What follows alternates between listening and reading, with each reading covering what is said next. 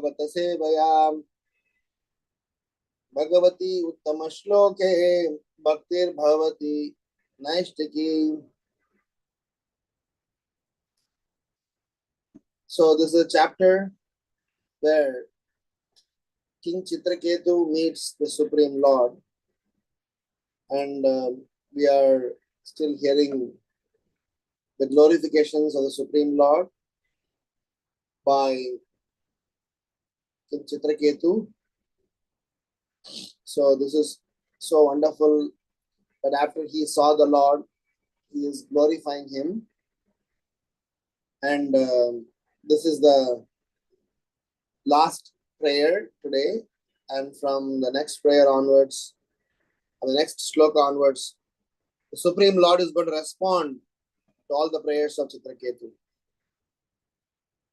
Yam vai swasantamanu vishwasrajaswasanti Yam che kitanamanu chitya uchakkanti Bhumandalam sarsha payati yasya murdni Tasmai namo bhagavate stu sahasramurdne. My dear Lord, it is after you endeavor that Lord Brahma, Indra, and the other directors of the cosmic manifestation become occupied with their activities.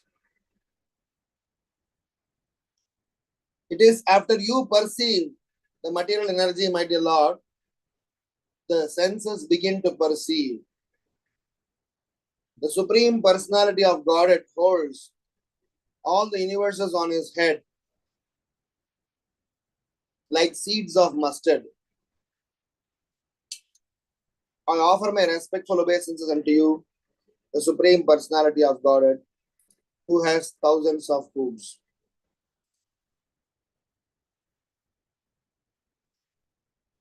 Shri Sukha Vacha, I will read 49 also. Samstuto Bhagavan Evam Anantastam Abhashatam Vidyadara Patim Pritas Chitraketum Gurudvaham. Sukadeva Goswami continued, the Lord, the Supreme Personality of Godhead, Ananta Deva, being very much pleased with the prayers offered by Chitraketu, the king of Vidyadharas, replied to him as follows: O best of Kuru dynasty, Maharaja Parikshit. Om Ajnana Timirandasya Jnananjana Shalakayam Chakshurun Militam Menam Tasmai Shri Gurave Namaha. Namaham Vishnu Padaya Krishna Preshtaya Bhutale Srimate Bhakti Vedanta Swamin Iti Namine Namaste Saraswati Deve Gauravani Pracharine Nirvisesha Sunyavadi Paschatya Deshatarine Jai Sri Krishna Chaitanya Prabhu Nityananda Shri Advaita Gadadhar Shri Vasadi Gaura Bhakta Vrinda Hare Krishna Krishna Krishna Hare Hare Hare Rama Rama Rama Hare Hare. Based on Narada Muni's instructions,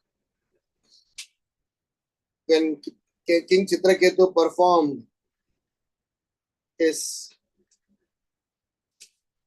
vrata, he could see the Supreme Lord face to face.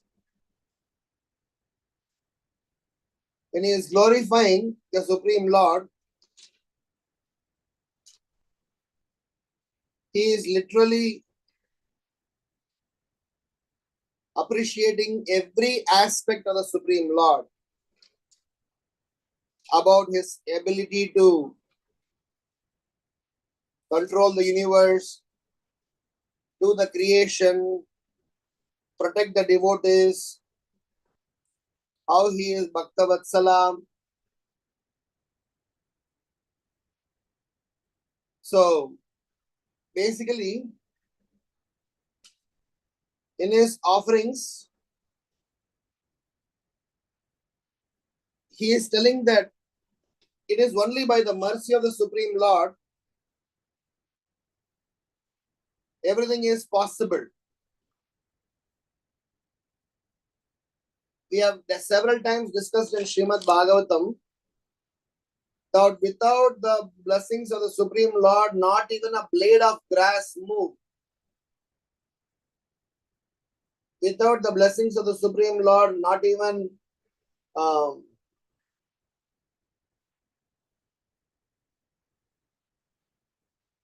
a single soul will be able to function, even to an extent that one's own digestive system, the fire for digestion,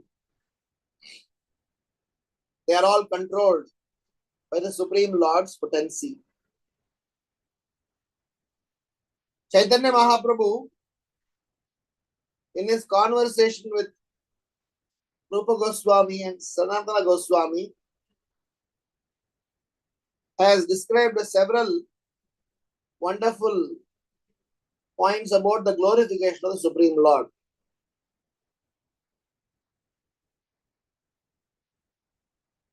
In teachings of Lord Chaitanya, it is very nicely compiled about Rupa Siksha, Sanatana Siksha. While explaining about the glories of the Supreme Lord, it is nicely explained that the Lord has got unlimited potencies. The Lord can express himself in multifarious manner. And for different functions, different people,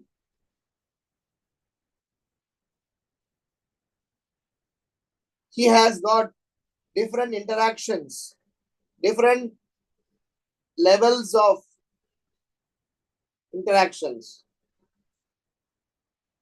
So primarily it is classified the Lord's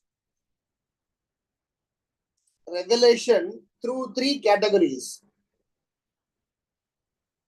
Swayam Rupa, Tadekatma Rupa, Avesha Rupa. So Swayam Rupa means the Supreme Lord uses his own supreme, personal, eternal, transcendental form, which is called Shama Sundara form. He reveals that form for performing transcendental leelas with his loving devotees. So this activity of performing leela with his devotees, the Lord utilizes his own form.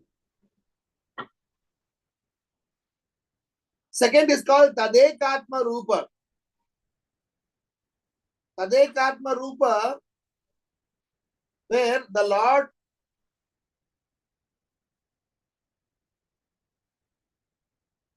performs his administrative function of maintenance, primary creation, and several administrative functions of this universe. Through his expansions, Lord does not, Sham Sundara, Krishna does not participate in all these administrative functions. It is the same Lord, but his energies are manifested for different functions differently. When he is trying to perform creation and administrative functions, he is operating through his expansions. Then there are a third aspect, which is called Avesha Rupa. Avesha Rupa means where the Supreme Lord empowers a personality to perform certain function which otherwise the Lord is desiring to function. That is why we call Shakti Avesha Avatar. Like Prithu Maharaj, Narada Muni, some great personalities where the Supreme Lord's potency, a particular potency, is empowered on a personality. They are Jiva Tattvas, but because of the Supreme Lord's potency is empowered upon them, they will function in a manner as if Supreme Lord executes that function in a superlative way. So technically, the Supreme Lord's energies are so unlimited,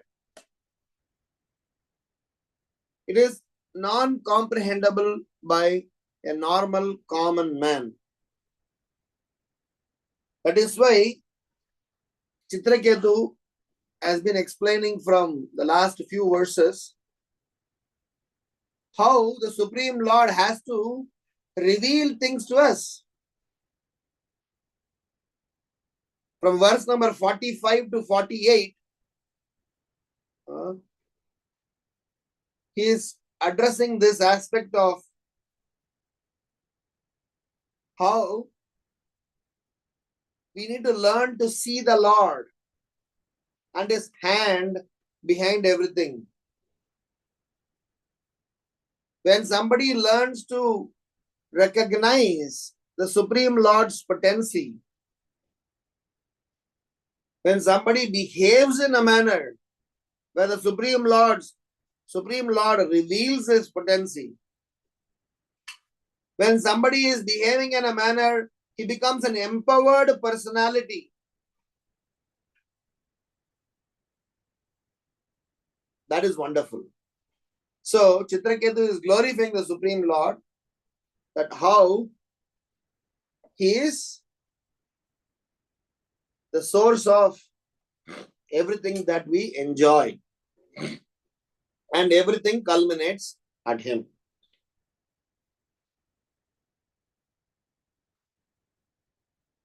People with poor fund of knowledge, without realizing this aspect, they start to think themselves as the enjoyer, and in turn, they struggle in this material world. When somebody thinks themselves as enjoyer,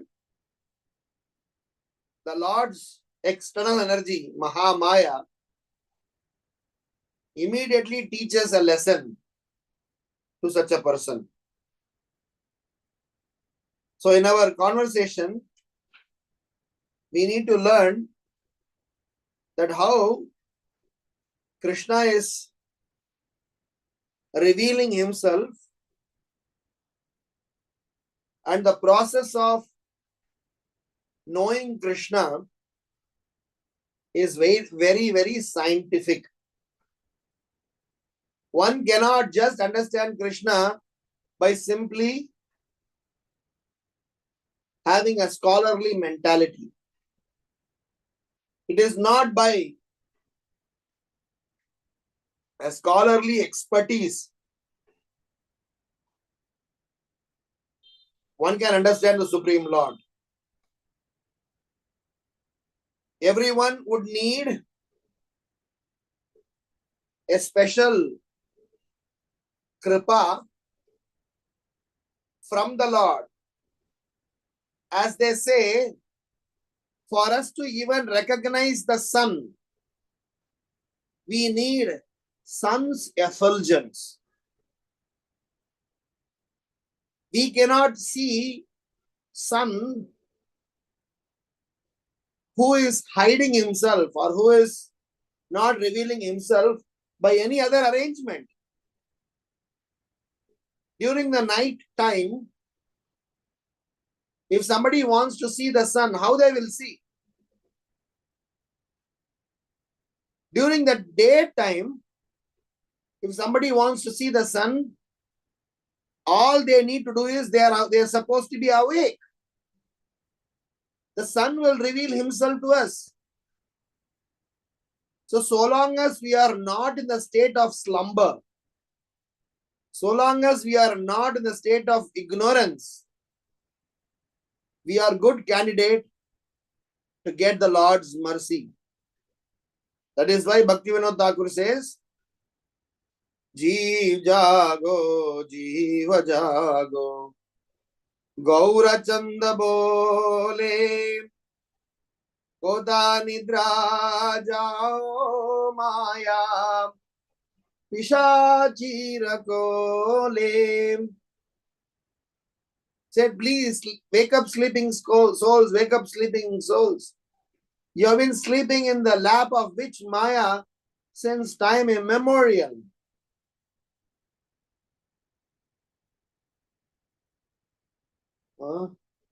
Baji bo boliya aise samsara bitare boliya rahile tumi avidyara bare. I have forgotten my human form of life, purpose of human form of life. I have embraced avidya, ignorance, by sleeping on the lap of which Maya. Tomare loite amim hoinu avatara ami bina bandhuara ke aache tomara. Chaitanya Mahaprabhu has come to wake us up from this slumber. Ami bina bandhuara ke aache tomara. Who else is your friend? Chaitanya Mahaprabhu saying, I am your friend. I have come to wake you up from your sleeping, state. And what am I going to do? Enechi ahoshadi maya nasi bharalagi harinama mahamantra lao tumi magi. I am coming and going to give you a medicine, aushadam. What is this medicine for? To counteract the evil effects of Maya. And what is that medicine? Harinama Mahamantra. Bhakati Vinoda Prabhu Charane Poriya. Say Harinama Mantra. Loilo Majiya.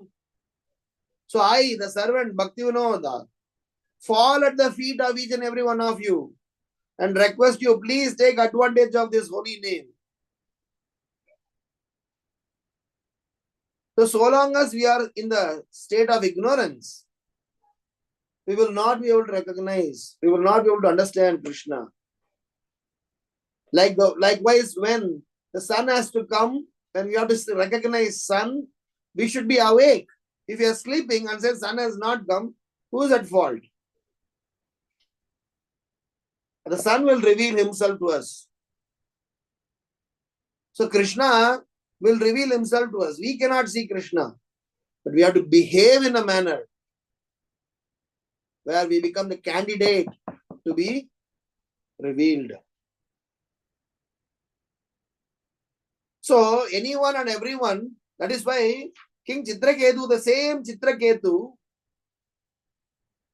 few weeks before, he was in ignorance. When he wanted a child, when he was told, you are inviting your own trouble, he didn't realize. When he went through the most gruesome experience of his life, he remembered all the words of the saintly persons who warned him. And finally, when Narada Muni's advice, he took it seriously.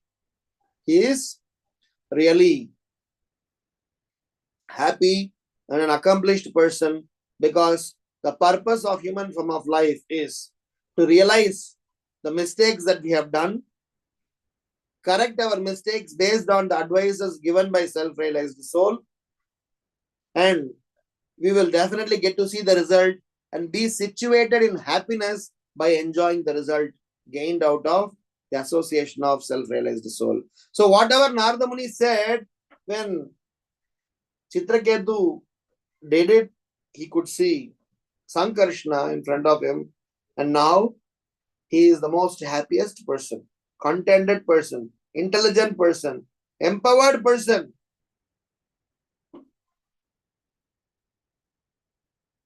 So unless Krishna reveals himself to us, we can't see. So let us be a candidate where Krishna is revealing himself to us.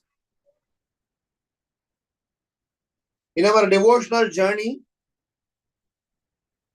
all that we have control within ourselves is our activities, our conduct, our behavior. Rest everything else, we are dependent on someone else. So that is why an intelligent person is the one who just focuses on what is within his control and just remain humble. Naham prakasha sarvasyo. Krishna says he is not revealed to all classes of men. Only devotees he reveals himself. He is not unborn to each and every one. To only devotees he is unborn, and that way we need to be devotees to enjoy the Supreme Lord's association. We are going to discuss a small flow chart about how we become candidate to be witnessing the Lord's multifarious activities and pastimes and be recipient of his mercy. So all of us students of Krishna consciousness movement, we are all, educated. We are all instructed to perform our devotional life sincerely. When we follow that instructions, there are certain transformations that are assured upon us, and eventually we will be able to make it to the Supreme Lord. So the flow chart that we are going to discuss starts from the day where we have become a sincere student of hearing Srimad Bhagavatam,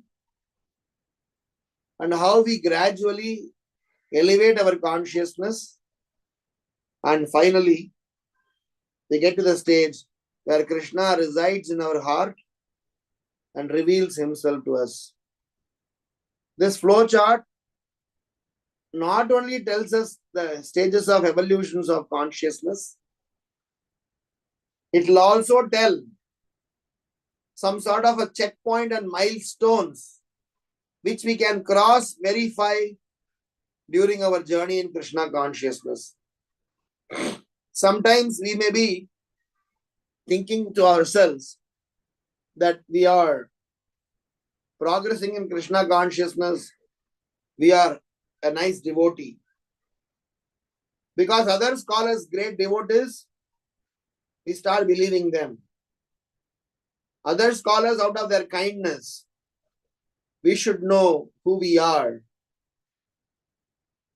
If we don't even know how good devotee we are and how much devotee yet we need to become, that's a very risky state to be in. So we will start from the stage where we have become sincere students of Srimad Bhagavatam. Sincere student of Srimad Bhagavatam means consistently, enthusiastically, attentively hearing from a bona fide source. I repeat, enthusiastic and sincere student of Srimad Bhagavatam means one who consistently, Nityam Bhagavata Sevaya, enthusiastically, with full of enthusiasm. Not that once in a while I show enthusiasm. Every day, enthusiastically. And what is the third one? Punya Shravana Kirtana, attentively.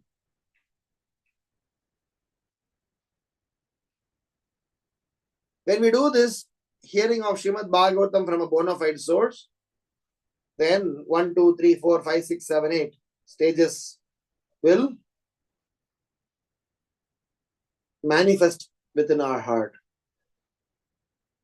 And this is not a time-bound activity, this is a spiral. As you hear Srimad Bhagavatam, something keeps happening within ourselves.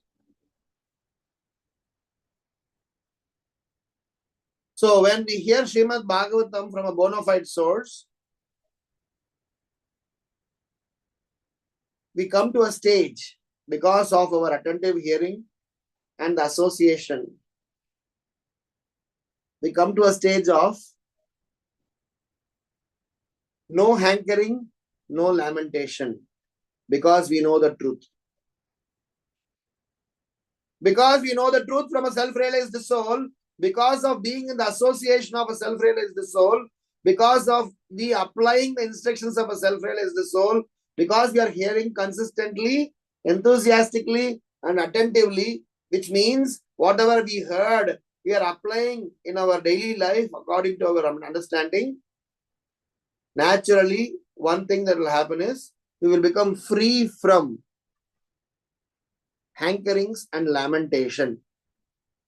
Today, because of our hankering, we are lamenting. Because of the lamentation, we have further hankering. Because of that further hankering, we have further lamentation. I constantly long for something, and when I don't get that, I will be lamenting about it. And that way, I will never become a happy person. I will always be a Dukhi Atma. Yesterday evening, in our Bhagavatam session here in Navi Mumbai, we were discussing how Krishna consciousness means activities that are happily performed. Devotees means happy devotees, joyfully performed, smilingly executing. When you see each devotee, you are always generating happiness. In spite of challenges, troubles, austerity, pain, everything that come our way, a devotee is happy. Because he knows Krishna is by his side. He knows Krishna has vowed that my devotee never perishes. He knows that Krishna will go to any extent to look after his devotees.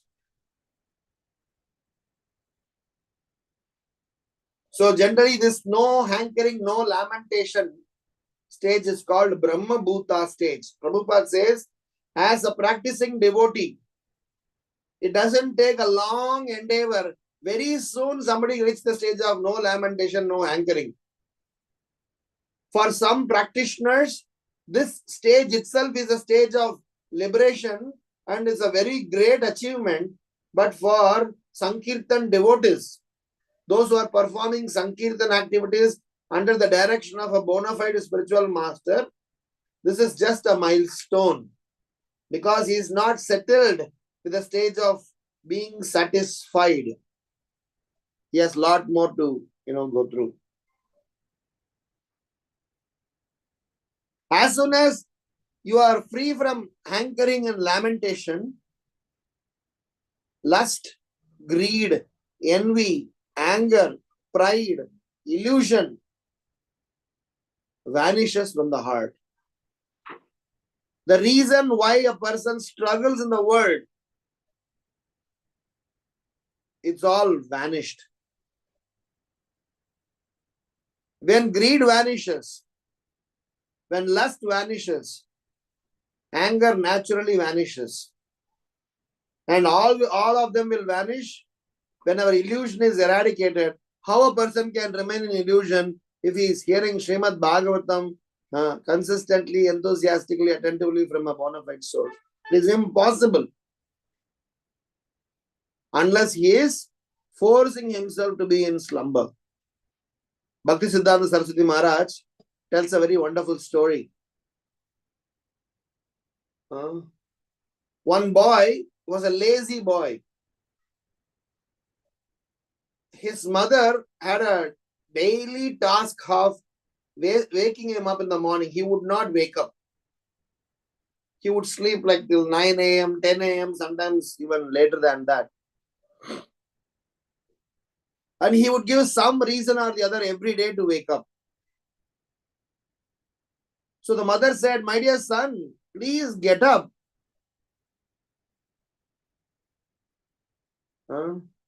The son would say, "No, my mummy, I will take some more time." She used to say, "You please see, the sun has risen." The boy lying in the bed used to say, "Where is the sun? I don't see him." He would have locked all the windows so that no sunlight comes inside the room. The mother used to say, "Come out and see. You will see sun has come. People have risen. People have, started doing their activities, daily activities. Say, if the sun is so powerful, let him come inside my room and show himself." Bhakti Siddhanta Saraswati Maharaj used to say, this is called stupidity par excellence.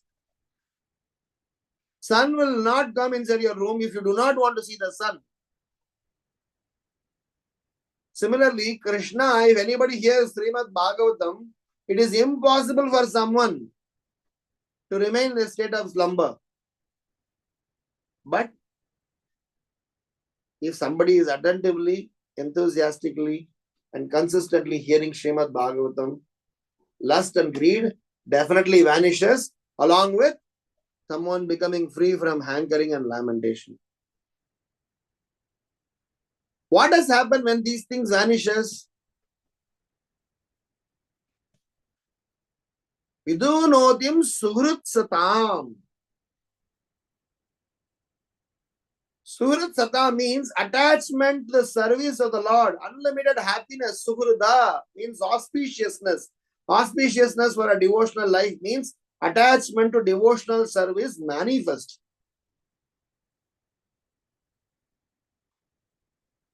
We were having a course on Harinam in our temple here. So we were discussing that when we chant the holy name of the Lord, we are praying the Lord, please engage me in your service. One obvious question everybody who is chanting should ask is what? What is my service? If someone asks me, what is my service? I need to have a service to say. We cannot count our sadhana as a service. Sadhana is for self-purification. Service is something that you are enabled, empowered to do. That is why you are pleading. Seva adhikara diye koro nija dasi. You please empower me in the service of the Supreme Lord. Narottam Das Thakur is singing, Seva adhikar. Please empower me, enable me.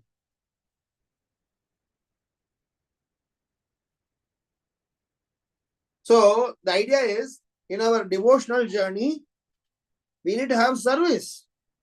Then only I will be attached to that one.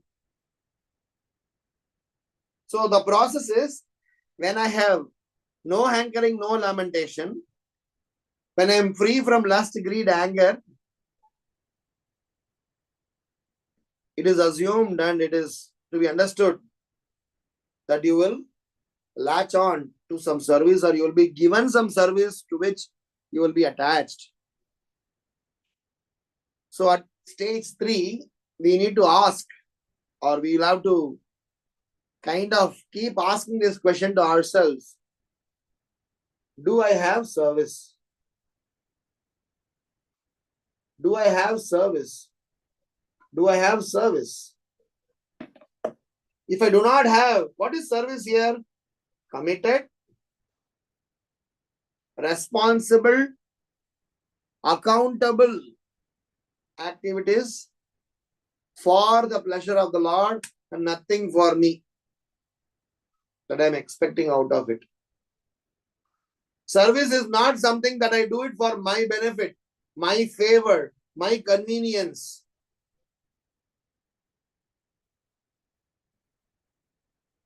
When we get attached to the service of the Lord, when we are engrossed in the service of the Lord, when we are participating in the service of the Lord, the next stage is about we getting free from the contamination of material attachment. Meaning, I will not identify the things around me as mine. Half of the time, we have this challenge of recognizing, identifying things around me belongs to me. In fact, we start to believe that it is hard earned by me. It's by my endeavor I've got this. Whilst in reality, they are given to us by the Supreme Lord. We are supposed to be just caretakers of Krishna's resources. Rather, we try to think they are mine, we become Ravana. Where we are interested in the Supreme Lord's energy, Supreme Lord's Shakti, Supreme Lord's resource as ours. Sita Mata belongs to Rama. Ravana doesn't want Rama, he wants only Sita Mata. Similarly, when we want Lakshmi without Narayana, we want Krishna's resources to be claimed towards us, but not want Krishna, we become demoniac.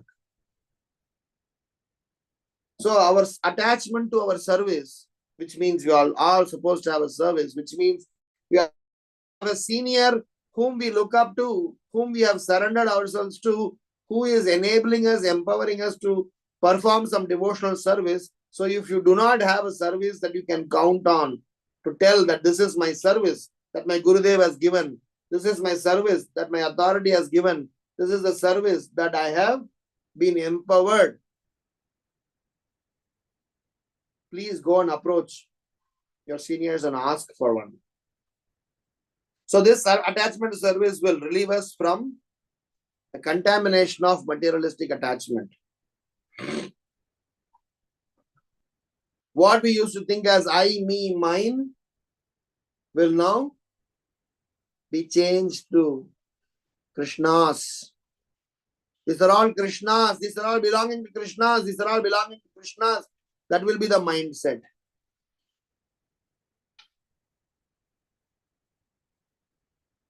Once you got to recognize everything belongs to Krishna and detach your name from all of those sense objects, when you detach yourself from all of the manifested things in your life, when you start to disconnect,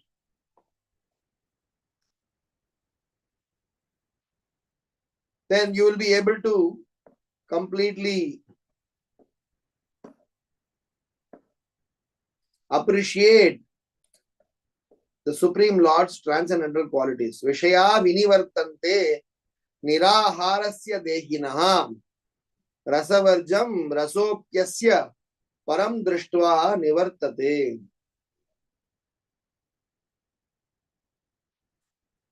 Second chapter, 59th shloka, Bhagavad Gita. Though the embodied soul may be restricted from sense enjoyment,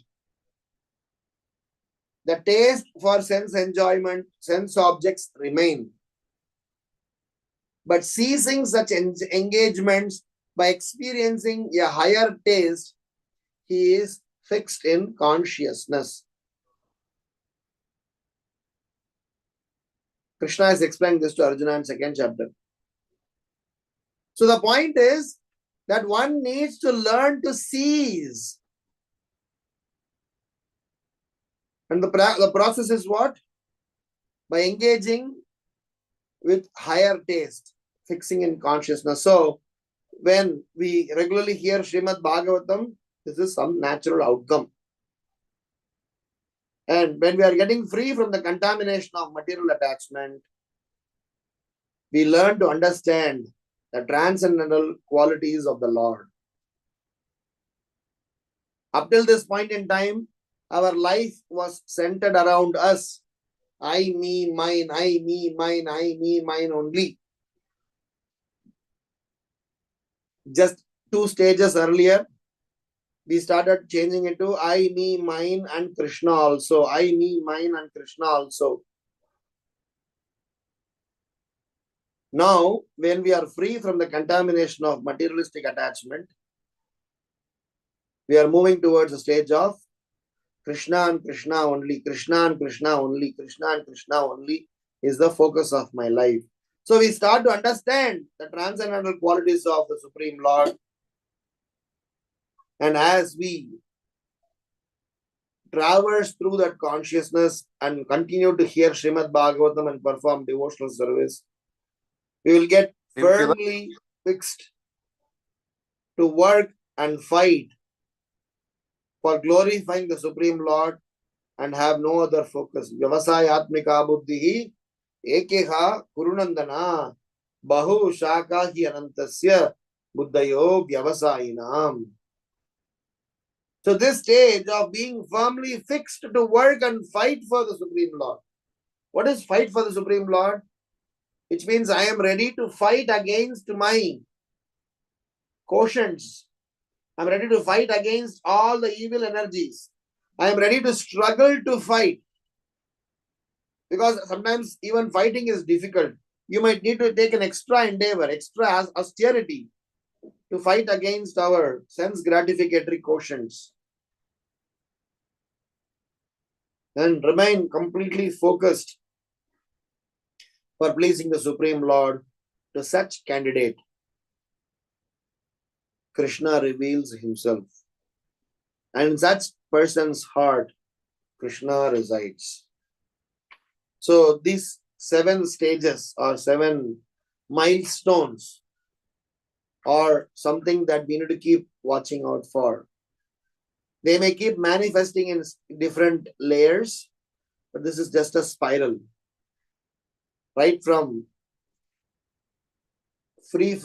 becoming free from lamentation and hankering, to be free from greed, lust, anger, ego, envy, pride, illusion, to develop attachment to the service of the Supreme Lord, to be free from the contamination of materialistic attachment, to understand the transcendental qualities of the Supreme Lord, and eventually being firmly fixed to the work for glorifying the Supreme Lord with no other focus, we become candidate to whom Krishna reveals himself to us. So I want to say here that when King Chitraketu is performing a very sincere austerity as recommended to him by Narada Muni, he became the recipient of the mercy that Narada Muni committed, and Krishna eventually, as Sankarshna, revealed himself to us. So the flow that we just spoke is exactly what has happened to Chitraketu. He heard about the Lord from Narada Muni. His hankering and lamentation of losing his dearest son, Harsha Shoka, vanished. His anger, greed, lust, and all sorts of quotient towards his queens is completely reduced.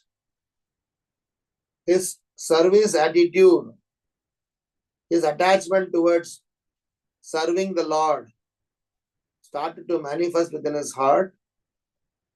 He slowly withdrew himself from worldly affairs.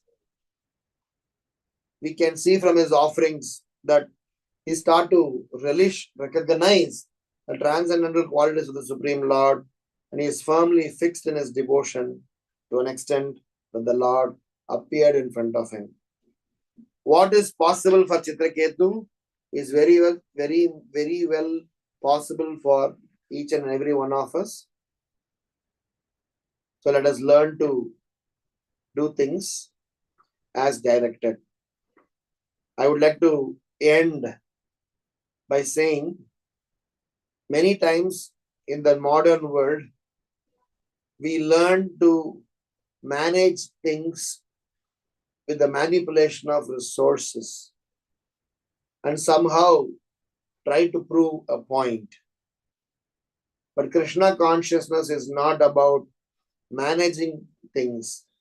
Krishna consciousness is about organizing and controlling things for our favorable Krishna conscious practices. As they say, management is doing things right and leadership is doing right things.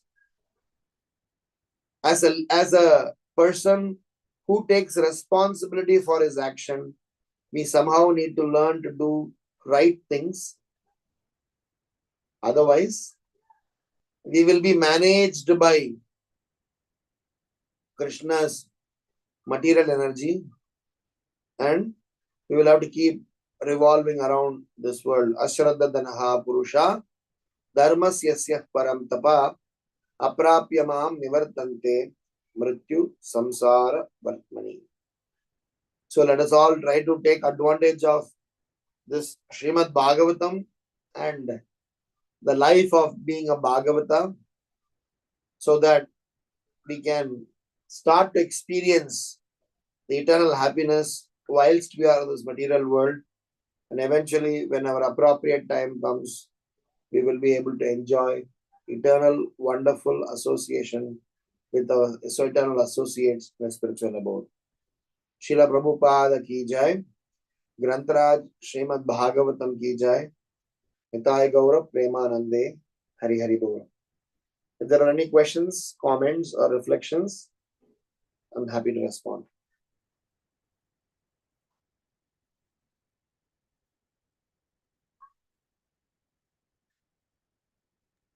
Hare Krishna, Prabhuji, Dandavat Pranam. Thank you so much for this nectarian class. And I hope we missed you on Friday, but I hope your friend is doing well now, who was admitted in hospital. Yes. Thank you so much, and I'm sorry that I had to give some last minute, surprises. And the Krishna's mercy, things are under control. So, thank you so much for accommodating my request. Yeah, no problem. So, I request all the devotees, let us pray for Prabhuji's friend by chanting 3 times Hari Bol. Sorry, Hare Krishna Mahamantra. Hare Krishna, Krishna Krishna, Hare Hare. Hare Rama, Rama Rama, Hare Hare. Hare Krishna, Krishna Krishna, Hare Hare. Hare Ram, Ram, Hare. Hare Krishna, Krishna Krishna, Hare Hare. Hare Ram, Ram, Hare Hare. So yes, Prabhuji, we pray he will recover very soon. And since today is Makar Sankranti, if you would like to elaborate a little bit more on this festival, Prabhuji. I am not a very good expert on this subject matter, apart from knowing that this is a harvest festival, like how you have a Thanksgiving in the US. So typically in India, especially in South India, this is the harvest festival. During this time, the farmers, they do harvesting, and they all offer their special thanks or special oblations to the Supreme Lord to have bestowed them. This is Uttarayana Punyakala starts on this day, where when this day, it's very important that lot of auspicious activities starts on this day, where devotees start to register, and several auspicious activities are planned on this day, because Uttarayana Punyakalas, in fact, some saintly people, they choose to leave their body during this time, where they think that during this time when someone leaves their body, they will eventually able to make it to the spiritual abode. They'll go, basically this is a time when the sun from Dhanur Rashi enters Makara Rashi. So this moment is also treated as a very special time to glorify Surya Devata. So in India, there's a celebration where people take holy dip in the river Ganges and worship Lord Surya Devata, and also people distribute till good. I do not know why they distribute. Maybe there are some reasons around that. And they, in fact, in India, Juhu Radha Ras Bihari was inaugurated, installed on this day in Juhu temple. So today is a great festival in Radha Ras Bihari temple. So these are all things that I know around Makar Sankranti. There may be many more, stories and episodes that must have happened. I'm sure Kumbh Mela and different festivals have got some relevance towards this. Anybody else can add about it if they know. Otherwise, we can stop.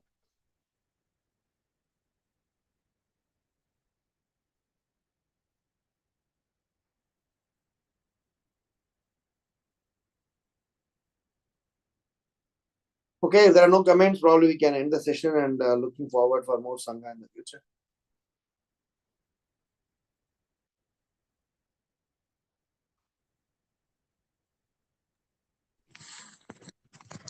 Thank you so much, Prabhuji, for your nectarian class. So we can end the call here. Vancha kalpatrubhishya kripa sindhubhya evacha patitanam pavanebhyo vaishnavebhyo namo namaha. Ananta Koti Vaishnavind ki jai, Srila Prabhupada ki jai, Srimad Bhagvatam ki jai, His Grace Ram Giridhari Prabhuji ki jai. Thank you, Prabhuji, for your association. Hare Krishna. Hare Krishna.